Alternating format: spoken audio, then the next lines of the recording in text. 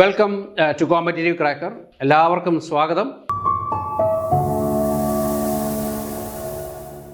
നമ്മൾ CSIR ഫിസിക്സിൻ്റെ ഡിസംബറിലെ എക്സാമിന് വേണ്ടി ഇനി പ്രിപ്പയർ ചെയ്യേണ്ട സമയമാണ്. അപ്പോൾ നിങ്ങൾ പ്രിപ്പയർ ചെയ്യാൻ തുടങ്ങുമ്പോൾ തന്നെ എല്ലാവരുടെയും മനസ്സിലൊരു ടെൻഷൻ ഉള്ളത് ഡിസംബറിലെ സിലബസിനെ പറ്റി ഒരു വ്യക്തത ഇതുവരെ വന്നിട്ടില്ലല്ലോ എന്നുള്ളതാണ്. അപ്പോൾ ആ സിലബസിൻ്റെ ക്ലാരിഫിക്കേഷന് വേണ്ടി നമ്മൾ കാത്തിരുന്നാൽ പഠിക്കാനുള്ള സമയം നമ്മുടേത് നഷ്ടമാകും. അപ്പോൾ ഒരു പ്രപ്പോസ്ഡ് സിലബസ് ചേഞ്ച് നമുക്ക് വേണ്ടി വന്നിട്ടുണ്ടായിരുന്നു. അതിൽ നിങ്ങളെല്ലാവരും അഭിപ്രായങ്ങൾ രേഖപ്പെടുത്തിയിട്ടുണ്ട് എന്നാണ് ഞാൻ കരുതുന്നത്. ഞാനും അതിൽ അഭിപ്രായം രേഖപ്പെടുത്തിയിട്ടുണ്ട്. അപ്പോൾ അതിന് നമ്മുടെ ഈ ചാനലിൽ തന്നെ അതിനു വേണ്ടിയുള്ള അറിയിപ്പ് നിങ്ങൾക്ക് വേണ്ടി വന്നിരുന്നു. നിങ്ങളെല്ലാവരും ആ അവസരം പരമാവധി യൂട്ടിലൈസ് ചെയ്തിട്ടുണ്ട് എന്നാണ് വിശ്വസിക്കുന്നത്. ഡിസംബറിലെ സിലബസ് ചേഞ്ച് എന്ന് പറഞ്ഞ് നമ്മളിങ്ങനെ ആശങ്കപ്പെടേണ്ട കാര്യമൊന്നുമില്ല. കാരണം ഒരു ഡ്രാസ്റ്റിക് ആയിട്ടുള്ള ഒരു ചേഞ്ച് അല്ലെങ്കിൽ റവല്യൂഷണറി ആയിട്ടുള്ള ഒരു ചേഞ്ച് ഒന്നും സിലബസിൽ വരുന്നില്ല എന്നുള്ളതാണ് സത്യം. മൈനർ ആയിട്ടുള്ള ചെറിയ അഡീഷൻസ് മാത്രമാണ് ആ എക്സാമിന് വേണ്ടി അല്ലെങ്കിൽ ഇനിയുള്ള തുടർന്ന് വരുന്ന CSIR ഫിസിക്സ് എക്സാമിനേഷന് വേണ്ടി അവർ പ്രപ്പോസ് ചെയ്തിരിക്കുന്നത്. സോ അതുകൊണ്ട് തന്നെ നിങ്ങൾക്ക് യാതൊരു ആശങ്കയും കൂടാതെ നിങ്ങൾക്ക് ഇപ്പോഴേ പഠിച്ചു തുടങ്ങാം. പഠിക്കുന്നതിന് യാതൊരു താമസവും നിങ്ങൾ വരുത്തരുത്. ഒരു എക്സാം കഴിഞ്ഞു, ജൂലൈയിലെ എക്സാം കഴിഞ്ഞു. ഇനി റിലാക്സ് ചെയ്യേണ്ട സമയവും നമ്മുടേത് അവസാനിച്ചു. ഇനി എത്രയും വേഗം പഠനം ആരംഭിക്കുക എന്നുള്ളതാണ് നമ്മുടെ മുമ്പിലുള്ള ഒരേ ഒരു ലക്ഷ്യം. അപ്പോൾ പഠനം ആരംഭിക്കുക എന്ന് ഞാൻ പറയുന്നതിൻ്റെ ഒരു പ്രധാന കാര്യം, നമ്മളിപ്പോഴേ പഠിച്ചു തുടങ്ങിയാൽ നേരത്തെ ഉണ്ടായിരുന്ന സിലബസിലുള്ള കാര്യങ്ങളൊക്കെ നമുക്ക് എത്രയും വേഗം പഠിച്ചു തീർക്കാം. For beginners it may take time, but for repeaters it may take not time. So within not time you can complete the entire syllabus that were in the previous one. So ഇനി പുതിയ syllabus വന്നു കഴിയുമ്പോൾ നിങ്ങൾക്ക് at once പഠനം ആരംഭിക്കാനായിട്ട് പറ്റും. So അതുകൊണ്ട് നിങ്ങൾ എത്രയും വേഗം പഠിച്ചു തുടങ്ങി പഠിച്ചു തീർക്കേണ്ട കാര്യങ്ങളൊക്കെ പഠിച്ചു തീർത്തതിന് ശേഷം പുതിയ സിലബസിന് വേണ്ടി വെയിറ്റ് ചെയ്യുന്നതായിരിക്കും നല്ലത്. അല്ലാതെ പുതിയ സിലബസ് വന്നിട്ട് പഠിച്ചു തുടങ്ങാം എന്ന് കരുതിയാൽ നമുക്ക് പഠിക്കാനായിട്ട് ഒരു സമയവും അവശേഷിക്കുന്നില്ല എന്നുള്ളതാണ് സത്യം. ഇനി വളരെ കുറഞ്ഞ സമയം നമുക്കുള്ളൂ. നിങ്ങൾ വിചാരിക്കും ഇനി August, September, October, November, December, ജനുവരിയിലായിരിക്കും എക്സാം. ജനുവരി വരെ നമുക്ക് 6 മാസം സമയമുണ്ടല്ലോ എന്ന് നിങ്ങൾ വിചാരിക്കും. പക്ഷേ അല്ല. ഈ 6 മാസം അല്ലെങ്കിൽ 5 മാസം എന്ന് പറയുന്നത് കണ്ണടച്ച് തുടങ്ങുന്ന വേഗത്തിനുള്ളിൽ പോവും. അത് എക്സാമിന് വേണ്ടി പ്രിപ്പയർ ചെയ്യുന്ന ഒരാളോട് ചോദിച്ചാൽ അറിയാം. ഈ അവസാന സമയങ്ങളിൽ നമുക്ക് ചില തിരിച്ചറിവുകൾ വരും. നേരത്തെ ഒരു 2 മാസം മുന്നേ പഠിച്ചു തുടങ്ങിയിരുന്നെങ്കിൽ, ഒരു 2 ആഴ്ച മുന്നേ പഠിച്ചു തുടങ്ങിയിരുന്നെങ്കിൽ എന്നൊക്കെ നമുക്ക് അവസാനമായിരിക്കും തിരിച്ചറിവ് വരുന്നത്. സോ ആ തിരിച്ചറിവ് നേരത്തെ ഉണ്ടാകുന്നതാണ് ഏറ്റവും നല്ലത്. അല്ലെങ്കിൽ ആ തിരിച്ചറിവ് ഉണ്ടായവരിൽ നിന്ന് പഠിക്കുന്നതാണ് നല്ലത്. ആ തിരിച്ചറിവ് എനിക്ക് നേരത്തെ ഉണ്ടായതാണ്. അതുകൊണ്ടാണ് ഞാൻ പറയുന്നത്, നിങ്ങൾ ഒരു എക്സാം കഴിഞ്ഞ് അടുത്ത എക്സാമിന് വേണ്ടി നിങ്ങൾ പ്രിപ്പയർ ചെയ്യാൻ ആഗ്രഹിക്കുന്നുണ്ടെങ്കിൽ നിങ്ങൾ ഉറപ്പായും വിശ്രമം അധികം എടുക്കരുത്. അന്നേരം അങ്ങ് പഠിച്ചു തുടങ്ങുക. കാരണം മറ്റേ എക്സാമിന് വേണ്ടി അവസാനം പ്രിപ്പയർ ചെയ്തതിൻ്റെ അതേ ചൂടിൽ നിൽക്കുന്ന സമയത്ത് തന്നെ അടുത്ത എക്സാമിന് വേണ്ടി പ്രിപ്പയർ ചെയ്ത് പോവുകയാണെങ്കിൽ ഒരൊറ്റ ഫ്ലോയിൽ കാര്യങ്ങളങ്ങ് നീങ്ങിക്കോളും. അല്ലെങ്കിൽ നമുക്ക് പിന്നെ ഒരു സ്റ്റാർട്ടിങ് ട്രബിളായി, പ്രശ്നമായി. അങ്ങനെ ഒരു കുറച്ച് നാൾ നമുക്കറിയാമല്ലോ, നമ്മുടെ വണ്ടികളൊക്കെ കുറച്ച് നാൾ നിർത്തിയിട്ട് കഴിഞ്ഞാൽ ബാറ്ററി ഡ്രെയിൻ ഔട്ട് ആവും. അപ്പോൾ ആ ബാറ്ററി ഡ്രെയിൻ ഔട്ടൊക്കെ പിന്നെ അത് കഴിഞ്ഞ് ബാറ്ററി റീപ്ലേസ് ചെയ്ത് പിന്നെ ചാർജ് ചെയ്ത് ആകെ പ്രശ്നമാണ്. സോ അതുകൊണ്ട് അതേ കാര്യം തന്നെയാണ് നമുക്ക് സംഭവിക്കുന്നത്. സോ അതുകൊണ്ട് നിങ്ങൾ പഠനം എത്രയും വേഗം ആരംഭിക്കുക. സിലബസ് ചേഞ്ച് എന്ന് പറഞ്ഞാൽ ആശങ്കപ്പെടാതിരിക്കുക. സിലബസ് ചേഞ്ച് ഉണ്ടാവും, എന്തായാലും സിലബസ് ചേഞ്ച് ഉണ്ടാവും. ക്വസ്റ്റ്യൻ പാറ്റേണിലും വ്യത്യാസം ഉണ്ടാവും. അവർ പാർട്ട് ബിയിലൊക്കെ കുറച്ച് ചേഞ്ചസ് ഒക്കെ പറഞ്ഞിട്ടുണ്ട്. So let us look into that. So this is the proposed CSIR physics proposed syllabus change, everything you need to know before you start preparing. ഇതാണ് നമ്മുടെ ടോപ്പിക്ക്, സിലബസ് ചേഞ്ച് എന്നുള്ളതാണ് സത്യം. So why is everyone talking about the new syllabus? Why is everyone talking about the new syllabus? So ഇവിടെ ഒരു മേജറായിട്ടുള്ള ഒരു restructuring വരുന്നുണ്ട്. ചില പേപ്പറുകളിലൊക്കെ ഒരു മേജർ റീസ്ട്രക്ചറിങ് വരുന്നുണ്ട്. So introduction of computational skills. So നമുക്കറിയാം, ഏത് ഫീൽഡിലേക്ക് നിങ്ങൾ റിസർച്ചിന് പോയാലും അല്ലെങ്കിൽ ഏത് ഫീൽഡിലേക്ക് നിങ്ങൾ തിരിഞ്ഞാലും കമ്പ്യൂട്ടേഷണൽ ഫിസിക്സ് എന്ന് പറയുന്നത് വളരെ പ്രോമിനൻ്റ് ആയിട്ട് വളർന്നു കഴിഞ്ഞു. കമ്പ്യൂട്ടേഷണൽ ഫിസിക്സ് ഇല്ലാതെ നമുക്ക് മുന്നോട്ട് പോകാൻ പറ്റില്ല. ഇപ്പോൾ നിങ്ങൾ കഴിഞ്ഞ തവണത്തെ എക്സാം ഒന്ന് അനലൈസ് ചെയ്യുകയാണെങ്കിൽ സിംപ്സൺസ് റൂള്, ട്രപ്പിസോയിഡൽ റൂള് ഇതൊക്കെ വന്നിട്ടുണ്ട്. ഇനി കാലങ്ങൾ പോകും തോറും, അതായത് ഒരു കമ്പ്യൂട്ടേഷണൽ ഫെസിലിറ്റി വർദ്ധിക്കും തോറും എക്സാമിനേഷൻസും ക്വാളിഫയിങ് എക്സാമിനേഷൻസിലേക്കും ഈ കമ്പ്യൂട്ടേഷണൽ ഫിസിക്സിൻ്റെ കൂടുതൽ അതിപ്രസരം ഉണ്ടാകാനുള്ള സാധ്യത വളരെ കൂടുതലാണ്. അത് മുൻകൂട്ടി കണ്ടുകൊണ്ടാവണം ഇനി വരുന്ന സിലബസിലും കമ്പ്യൂട്ടേഷണൽ ഫിസിക്സിന് കൂടുതൽ ഇമ്പോർട്ടൻസ് വരും, അതിൽ നിന്ന് കൂടുതൽ ക്വസ്റ്റ്യൻസും ഉണ്ടാവും. Better alignment with the modern physics. So ഈ ഒരു സിലബസ് എന്ന് പറയുന്നത് 2012 അല്ലെങ്കിൽ 2010 ഇൻട്രൊഡ്യൂസ് ചെയ്ത ഒരു സിലബസാണ്. സോ ഇത്രയും വർഷങ്ങളായി സിലബസ് ചേഞ്ച് ചെയ്യേണ്ട സമയം പണ്ടേ അതിക്രമിച്ചതാണ്.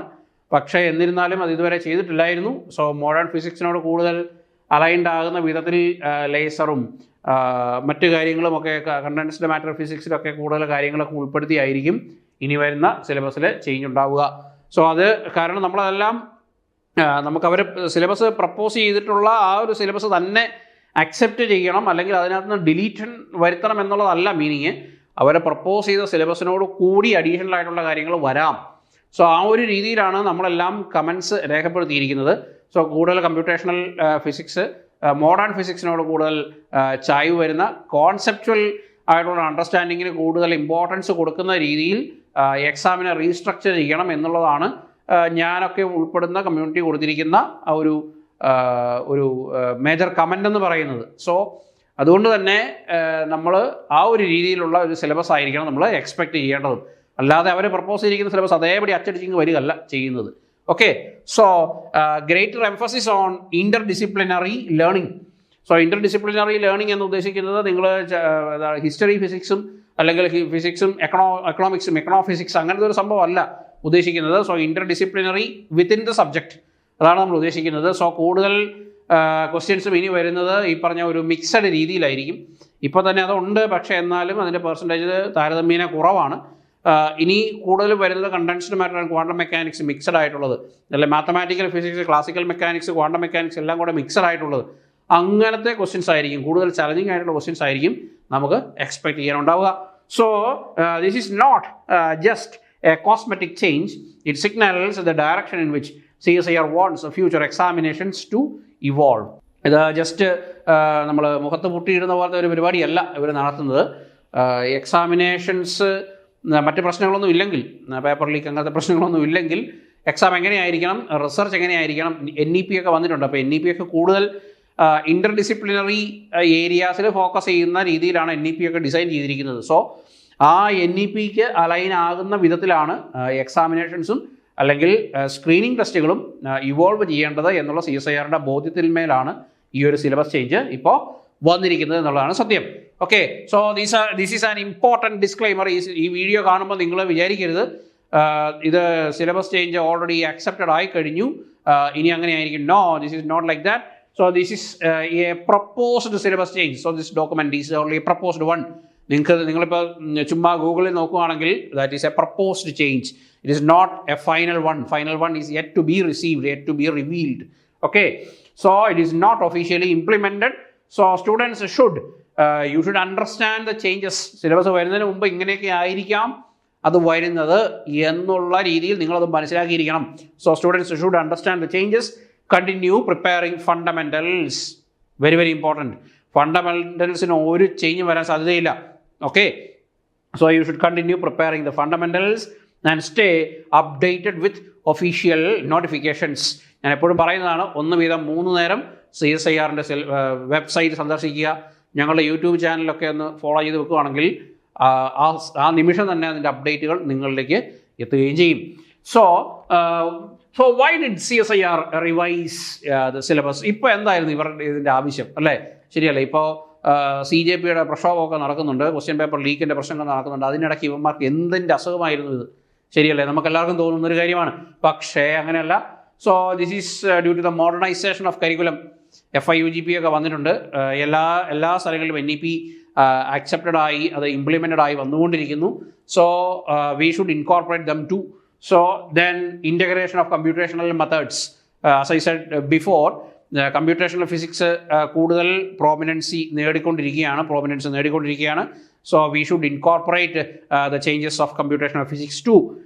Then alignment with NEP, as we have already mentioned. So focus on conceptual understanding. അപ്പോൾ ഈ കഴിഞ്ഞ തവണ നടന്ന എക്സാമുകളൊക്കെ കൂടുതലും മാത്തമാറ്റിക്കൽ ആയിട്ടുള്ള സ്ട്രിഞ്ചൻസിയേക്കാൾ കൂടുതൽ അവർ കോൺസെപ്ച്വൽ ബേർഡനിങ്ങിനാണ് കൂടുതൽ പ്രാധാന്യം കൊടുത്തത്. സോ കോൺസെപ്ച്വൽ ആയിട്ട് നമ്മളെ ക്വസ്റ്റ്യൻ ചെയ്യുക എന്നുള്ളതാണ് ഇപ്പോൾ നടക്കുന്ന എക്സാമുകളുടെ എല്ലാം ഒരു ഒരു ഷിഫ്റ്റ് എന്ന് പറയുന്നത്. സോ അതുകൊണ്ട് തന്നെ ഇനിയുള്ള എക്സാമുകളും ഇനിയുള്ള സിലബസുകളും എല്ലാം കോൺസെപ്റ്റുവൽ അണ്ടർസ്റ്റാൻഡിങ്ങിനെ ബേസ് ചെയ്തുകൊണ്ടായിരിക്കും എന്നുള്ളതാണ് സത്യം. So research oriented approach, more research oriented ആയിട്ടുള്ള അപ്രോച്ച് ആയിരിക്കും എക്സാമിന്. ഇപ്പോൾ നമുക്കറിയാം FIUGP 4 ഇയർ ഓണേഴ്സോടുകൂടി ഇറങ്ങുന്ന ആൾക്കാർക്ക് ഡയറക്റ്റായിട്ട് റിസർച്ചിന് പോകാമെന്നൊക്കെ പറയുന്നുണ്ട്. സോ അങ്ങനെയുള്ള സമയങ്ങളിൽ കൂടുതൽ റിസർച്ച് ഓറിയൻറ്റഡ് ആയിട്ടുള്ള വിദ്യാർത്ഥികൾ അല്ലെങ്കിൽ ആസ്പിരൻസ് കൂടുന്നതനുസരിച്ച് റിസർച്ച് ഓറിയൻറ്റഡ് ആയിട്ടുള്ള ഒരു സിലബസും അതിനനുസരിച്ചുള്ള എക്സാമുകളും ഇവോൾവ് ചെയ്ത് വരിക എന്നുള്ളത് ഏതൊരു ടെസ്റ്റിംഗ് ഏജൻസിയുടെയും ഒരു ഫണ്ടമെൻ്റൽ ആയിട്ടുള്ളൊരു നീഡാണ്. സോ അതിനനുസരിച്ചാണ് ഈ ഒരു സിലബസും ഇൻട്രൊഡ്യൂസ് ചെയ്തിരിക്കുന്നത് എന്നുള്ളതാണ് നിങ്ങൾ മനസ്സിലാക്കേണ്ടത്. Okay, so this is the overall structure. The syllabus continues to cover, there is no change. Mathematical physics ഉണ്ട്, ക്ലാസിക്കൽ മെക്കാനിക്സ് ഉണ്ട്, ഇലക്ട്രോമാഗ്നറ്റിക് തിയറി ഉണ്ട്, ക്വാണ്ടം മെക്കാനിക്സ് ഉണ്ട്, സ്റ്റാറ്റിസ്റ്റിക്കൽ മെക്കാനിക്സ്, കോർ ഫിസിക്സ് എല്ലാം ഉണ്ട്. Then electronics is there, atomic physics is there, nuclear physics is there, condensed matter physics is there, then experimental physics in part C ഉണ്ട്. Then but the content inside several units have evolved. So headingine മാറ്റമൊന്നുമില്ല, major ഹെഡിങ്ങിന് മാറ്റമൊന്നുമില്ല, but the contents inside has changed. Okay, so this is the major changes. These are the major changes that are proposed or are likely to be applied here. So part A is the general aptitude. നിങ്ങൾക്കറിയാം part A is the general aptitude. So this is the old syllabus. Old syllabusന്റെ focus area എന്ന് പറയുന്നത് arithmetic speed and number puzzles. നമുക്കറിയാം part A ചെയ്യുമ്പോൾ സ്പീഡിങ്ങിനും puzzle ഒരു game എന്ന രീതിയിലാണ്. Then also basics spatial visualisations. ഒരു ക്യൂബ് നിങ്ങൾ മുകളിൽ നോക്കുവാണെങ്കിൽ ഇങ്ങനെ ഇരിക്കുന്നു, താഴെ നോക്കുവാണെങ്കിൽ എങ്ങനെ ഇരിക്കും, അതിൻ്റെ ഒരു ചിത്രങ്ങളൊക്കെ തന്നിട്ട് നമ്മൾ ചോദിക്കാറൊക്കെ ഉണ്ട് അല്ലേ, ക്യൂബല്ല മറ്റെന്തെങ്കിലും.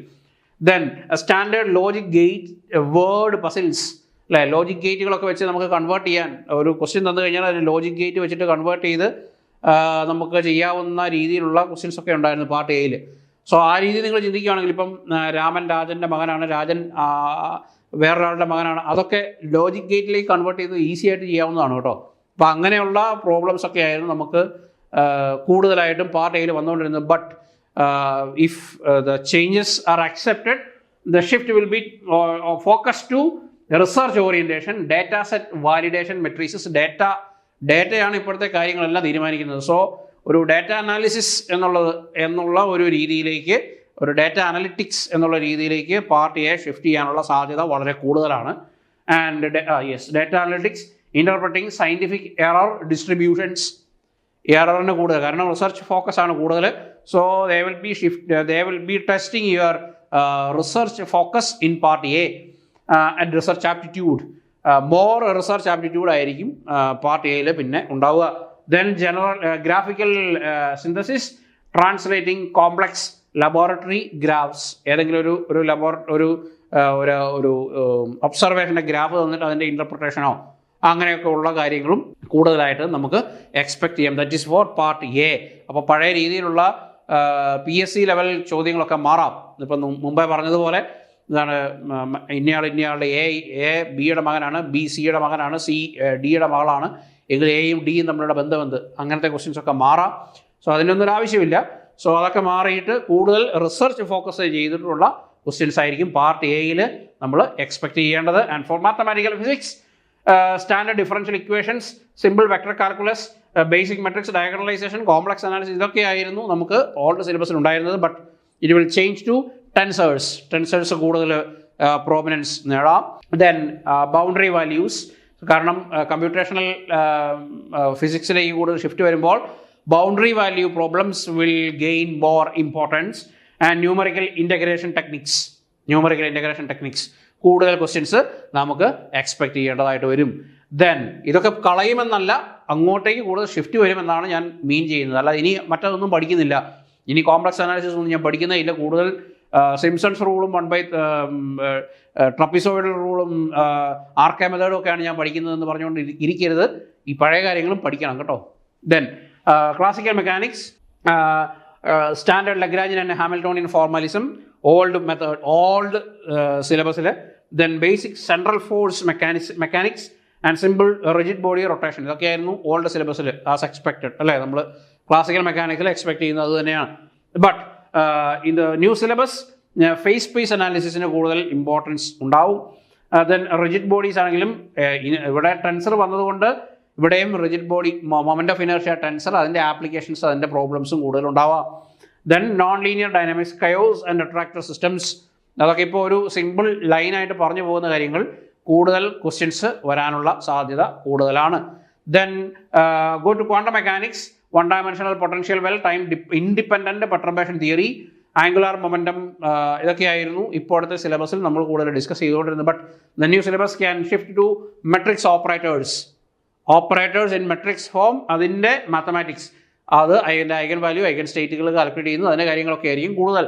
ദെൻ വേരിയേഷണൽ മെത്തേഡ്, അതിൻ്റെ വേരിയേഷണൽ മെത്തേഡ് മിനിമൈസേഷൻ, അതിൻ്റെ വാല്യൂസ് കണ്ടുപിടിക്കുന്നതും കാര്യങ്ങളൊക്കെ കൂടുതൽ ഇമ്പോർട്ടൻസ് വരാം. അപ്പോൾ വേരിയേഷൻ മെത്തേഡ് എന്ന് പറയുമ്പോൾ നിങ്ങൾക്കറിയാം it requires that much integration techniques. അപ്പോൾ ഇൻറ്റഗ്രേഷന് കൂടുതൽ ഇമ്പോർട്ടൻസ് നമുക്ക് അവിടെ തന്നെ വരും. ദെൻ സ്കാറ്ററിംഗ് തിയറി, ഇപ്പം ഒരു ചോദ്യം ചോദിച്ചു ഇല്ലെങ്കിൽ ഇല്ല എന്നുള്ളതാണ്. But scattering theory will gain more prominence. Then electronics and experimental methods, basic operational amplifier configurations, logic gate, standard analog circuit setups, ഇതൊക്കെയായിരുന്നു ഇപ്പോൾ നടന്നുകൊണ്ടിരുന്നത്. ബട്ട് ട്രാൻസ്ഡ്യൂസേഴ്സിലേക്ക് പോകാം. Also signal processing, digital signal processing എന്നൊക്കെ പറഞ്ഞ് നമ്മൾ ചില ആൾക്കാരെങ്കിലും പഠിച്ചിട്ടുണ്ടാവും, DSP. അപ്പോൾ ആ ഒരു D to A converter, A to D converter, അതിൻ്റെ കാര്യങ്ങൾ ഒക്കെ ചോദിക്കാം. ദെൻ ഇൻസ്ട്രുമെൻറ്റേഷൻ, അതും ചില കുട്ടികളൊക്കെ പഠിച്ചിട്ടുണ്ട്, ഇൻസ്ട്രുമെൻറ്റേഷൻ ടെക്നിക്സ് ഒക്കെ. So modern particle and radiation detectors, അതിൻ്റെ ബാക്കിയുള്ള ഇൻസ്ട്രുമെൻറ്റേഷൻസ് ഒക്കെ XRD, SEM, TEM അങ്ങനത്തെ കാര്യങ്ങളൊക്കെ കൂടുതലായിട്ട് വരാനുള്ള സാധ്യതയുണ്ട്. സോ അതും നിങ്ങൾ ശ്രദ്ധിക്കുക. ദെൻ കണ്ടൻസ്ഡ് മാറ്റർ ഫിസിക്സിലേക്ക് പോവുകയാണെങ്കിൽ, കണ്ടൻസ്ഡ് മാറ്റർ ഫിസിക്സ് ഓൾഡ് സിലബസിലെ Bravais lattices, then free electron gas model, then semi conductor bands, അതൊക്കെയായിരുന്നു നേരത്തെ നമ്മൾ ഡിസ്കസ് ചെയ്തുകൊണ്ടിരുന്നത്. ബട്ട് ഇനി കൂടുതൽ മോഡേൺ ആയിട്ടുള്ള ടെക്നോളജി അല്ലെങ്കിൽ മോഡേൺ ആയിട്ടുള്ള കണ്ടുപിടുത്തങ്ങളോട് കൂടുതൽ ബന്ധപ്പെട്ട രീതിയിൽ ക്വസ്റ്റ്യൻസ് വരാം. ഹെട്രോ ജംഗ്ഷൻസ്, അത് സെമി കണ്ടക്ടർ ഫിസിക്സുമായിട്ട് ബന്ധപ്പെട്ടത്. ദെൻ ഡിഫക്റ്റ്, പലതരത്തിലുള്ള ഡിഫക്റ്റുകൾ, അതിൻ്റെ ആപ്ലിക്കേഷൻസ് ഒക്കെ വരാം. Then advanced dislocation analysis, then quantum topology, അത് എത്രത്തോളം വരും എന്ന് എനിക്ക് സംശയമുണ്ട്. ടോപ്പോളജിയൊക്കെ ഒരു MSc ലെവലിനേക്കാൾ കൂടുതൽ നിൽക്കുന്നൊരു ടോപ്പിക് ആയതുകൊണ്ട്, ബട്ട് നമ്മൾ എക്സ്പെക്റ്റ് ചെയ്യുമ്പോൾ we should expect the worst. അതുകൊണ്ട് ഇട്ടതാണ് എക്സ്പെരിമെൻ്റൽ ക്വാണ്ടം സ്റ്റേറ്റ് ട്രാക്കിംഗ്. അത് I doubt, but expecting the worst ഞാൻ ഇട്ടതാണ്. Okay. Then nuclear and particle physics, liquid drop model, nuclear shell model, then alpha, beta, gamma, DK rules, particle physics, ഇതൊക്കെയായിരുന്നു വന്നുകൊണ്ടിരുന്നത്. But ഇനി കൂടുതൽ high energy scattering, അതിൻ്റെ problems ഒക്കെ വരാം. Born approximation in nuclear reactions, then quark dynamics, അതിൻ്റെ advanced hadron structure matrices ഉണ്ടാവും. Then resonance physics, modern nuclear resonance tracking. അപ്പോൾ അതും എത്രത്തോളം ഇൻക്ലൂഡ് ചെയ്യപ്പെടുമെന്ന് അറിഞ്ഞുകൂടാ. But if included we will be bound to study.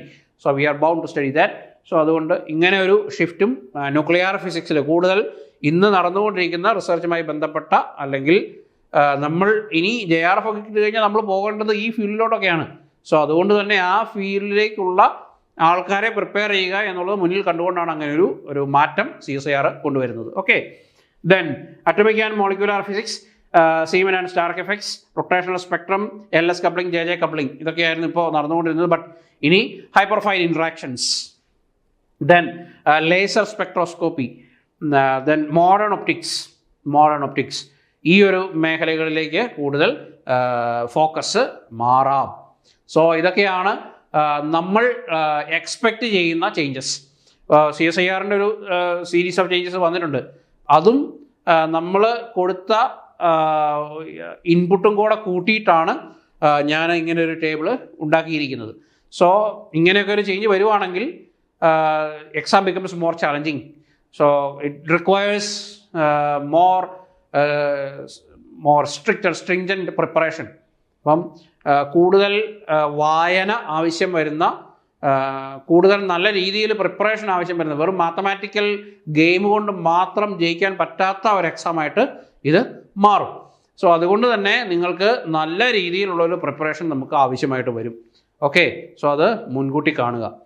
So അതുകൊണ്ട് തന്നെ നിങ്ങൾ ചെയ്യേണ്ടത് ഒറ്റ കാര്യമേ ഉള്ളൂ, പഴയ കാര്യങ്ങൾ ബേസിക് ഫിസിക്സിന് ഒരു മാറ്റവും വരുന്നില്ല. ആ പഴയ കാര്യങ്ങൾ നിങ്ങൾ പഠിച്ച് തീർക്കുക.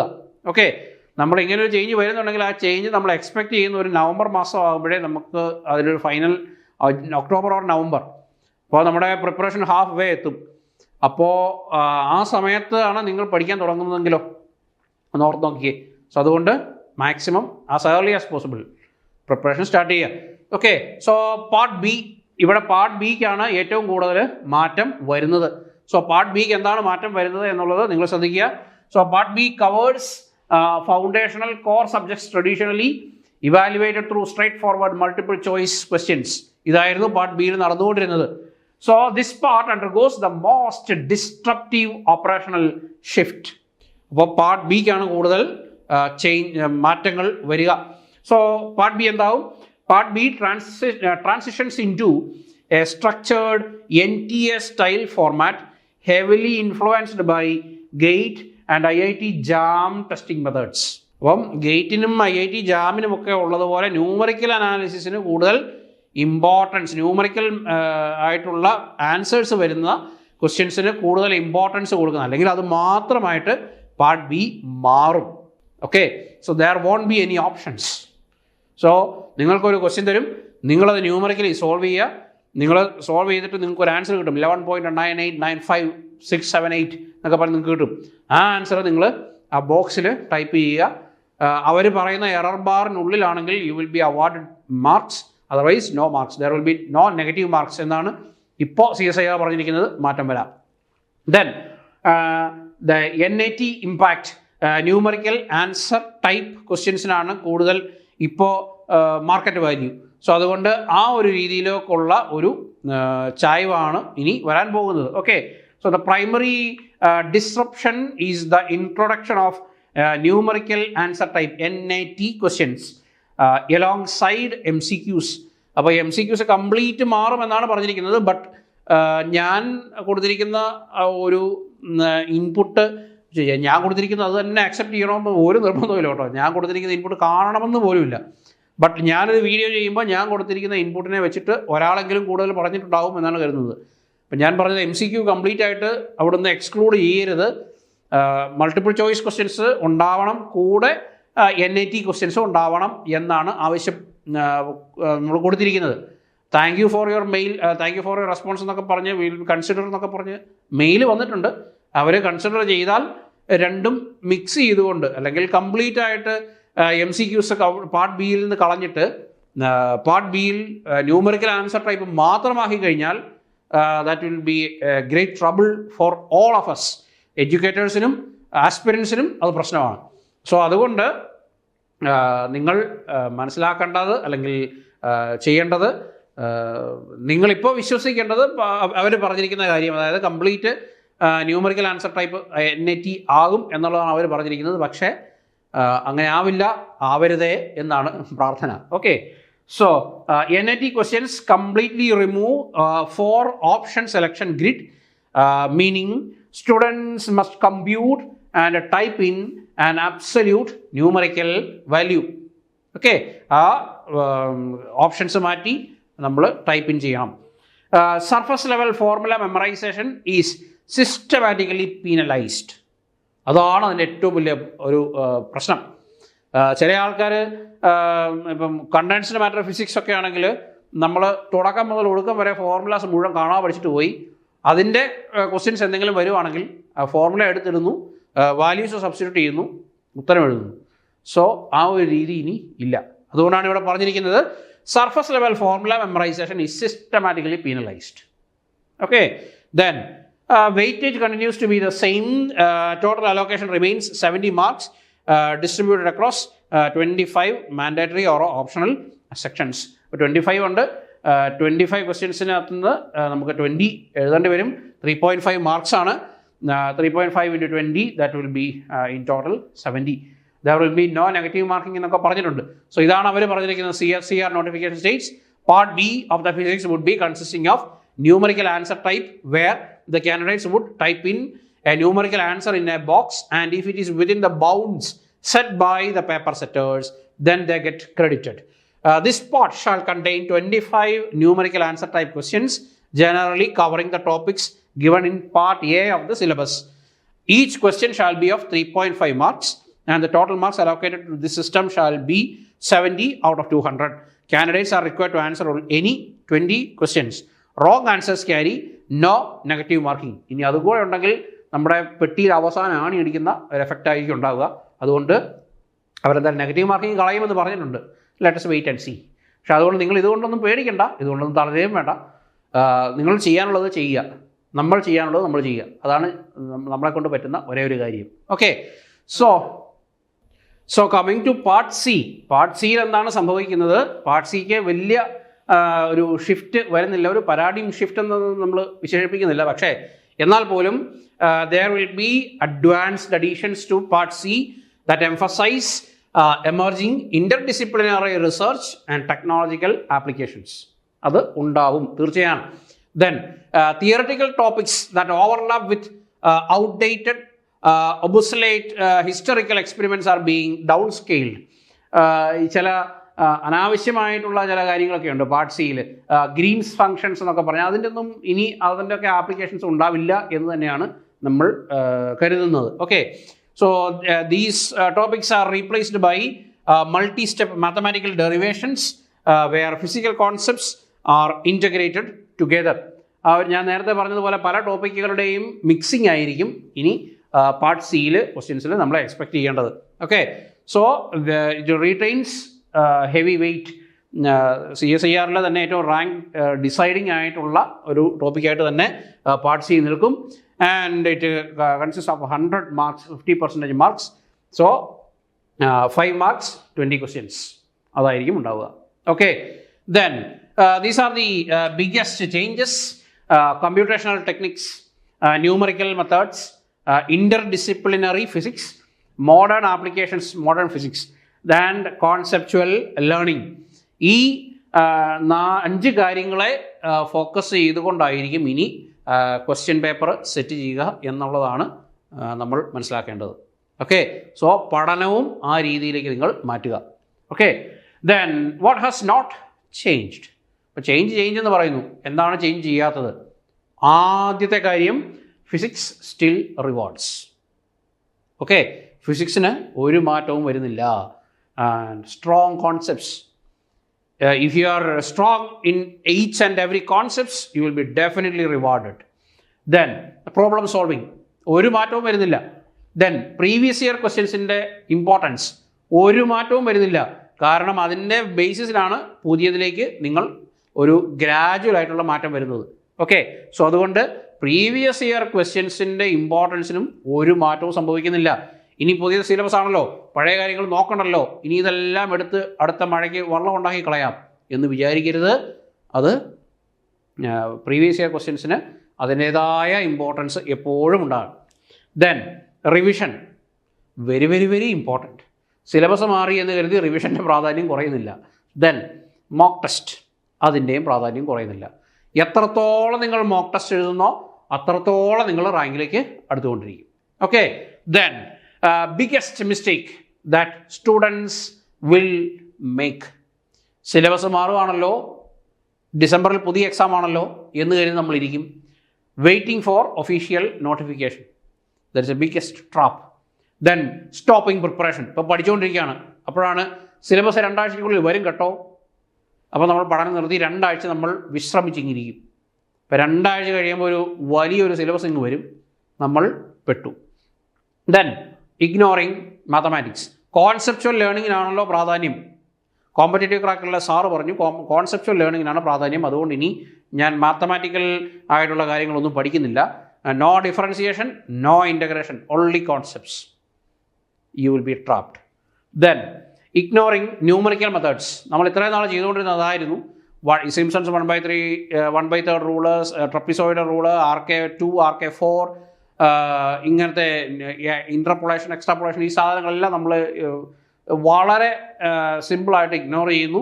പക്ഷേ ഇനി അത് നടക്കില്ല, നമ്മൾ പഠിച്ചേ പറ്റൂ. Then studying only notes. ഇപ്പം ഞാൻ പറയുന്നത് സ്റ്റഡിയിങ് ഓൺലി നോട്ട്സ് എന്നുള്ളത് ക്ലാസിക്കൽ ആയിട്ടുള്ള സബ്ജക്റ്റുകൾക്കൊന്നും പ്രശ്നമില്ല. മോഡേൺ ഫിസിക്സുമായി കൂടുതൽ പ്രാധാന്യം വരുന്ന സബ്ജക്റ്റുകൾക്ക് നോട്ട് മാത്രം പോരാ, you should be familiar with the recent advances. Okay, അതും നിങ്ങളൊന്ന് ശ്രദ്ധിക്കുക. Then how should we prepare now? Step 1, complete the old syllabus. അതാണ് ഞാൻ എപ്പോഴും പറഞ്ഞുകൊണ്ടിരിക്കുന്നത്. You complete the old syllabus. Step 2, add new computational topics. നിങ്ങൾ പഴയ സിലബസ് പഠിച്ചു കഴിയുമ്പോഴേക്കും പുതിയ സിലബസ് വരും. അപ്പോൾ അതിനകത്തു നിന്ന് നിങ്ങൾ പഠിക്കാത്ത കാര്യങ്ങൾ ഇപ്പോഴത്തേക്ക് ആഡ് ചെയ്താൽ മതി. Then step 3, solve previous year questions. 4th step, weekly mock test. നമ്മൾ വീക്ക്ലി 2 തവണ മോക്ക് ടെസ്റ്റ് നടത്തുന്നുണ്ട്. Then step 5 is the revision. അത് നിങ്ങൾക്ക് ഓരോ മാസവും റിവിഷനുണ്ട്. എക്സാമിനോട് അടുക്കുമ്പോൾ നിങ്ങൾക്ക് റിവിഷൻ ആയിരിക്കും. Okay, then so this is my final note. Don't panic, the syllabus has evolve. Evolution നമുക്ക് തടഞ്ഞു നിർത്താൻ പറ്റില്ല. Syllabus has evolve, physics has not. Okay, then students with consistency, conceptual clarity and problem solving ability will continue to succeed. സത്യം, വളരെ സത്യമാണ്.